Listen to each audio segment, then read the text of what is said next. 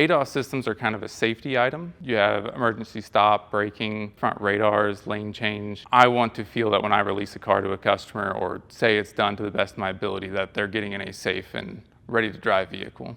When using the Tru-Point, it's almost double checking what you're doing. You kind of are working with it to make sure you're accurately placing your targets, and I feel confident that the Tru-Point is accurate every single time. The constant updates, making sure things are accurate in the system, makes me feel like there's somebody on the other side making sure it's doing its job. It makes sure that I'm completing my job efficiently and safely.